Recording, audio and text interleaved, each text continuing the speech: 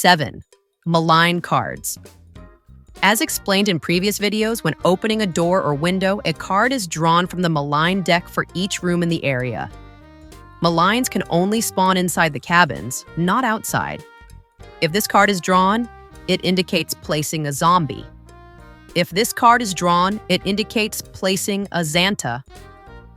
If this card is drawn, it indicates placing a Fido. If this card is drawn, it indicates placing a Sugar Daddy. If this card is drawn, it indicates placing a Mr. Doggo. And if this card is drawn, it indicates placing a nest from which maligns will spawn in subsequent turns.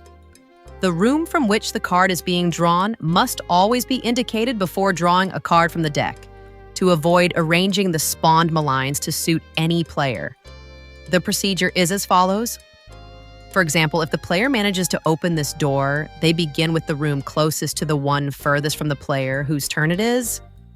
Therefore, the player first draws a card for this room. Then, through the living room, and finally through the other bedroom, the maligns indicated on the cards are placed in each room. Not here because it's closed.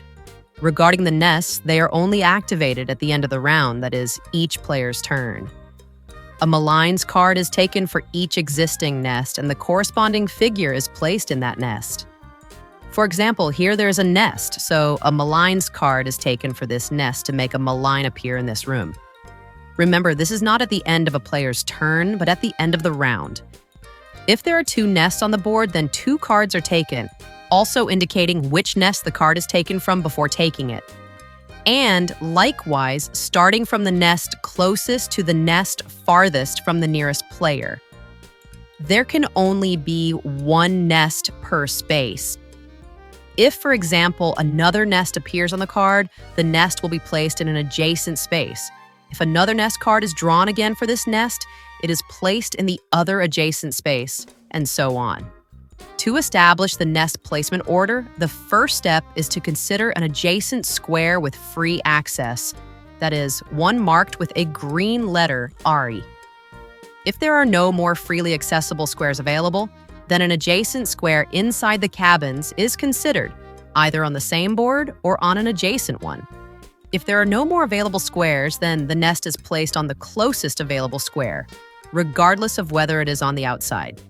The important thing is that there cannot be more than 1 nest in a square.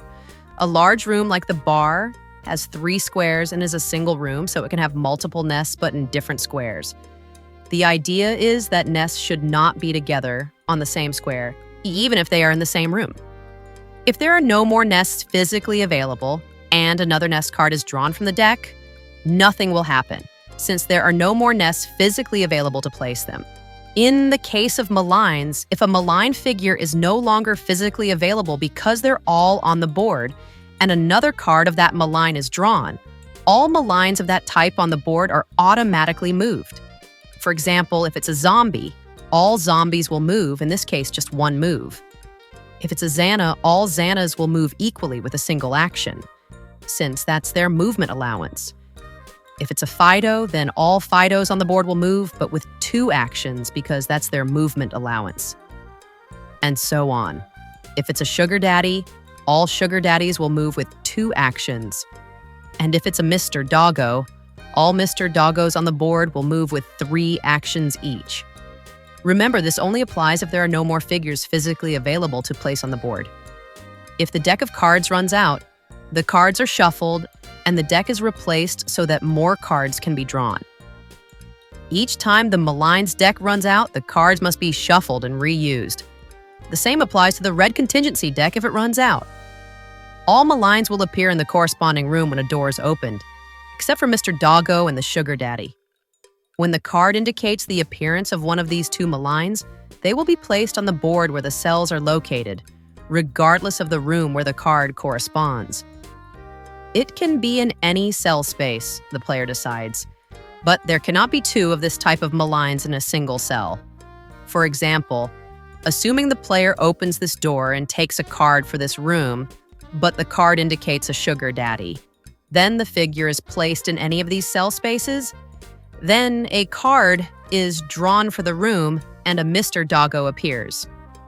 It is not placed in the room itself, but in any of the cells. Obviously not in this one because it is occupied by a sugar daddy. Then, let's suppose that another sugar daddy card is drawn for this other bedroom, and it is placed in another of the unoccupied cells.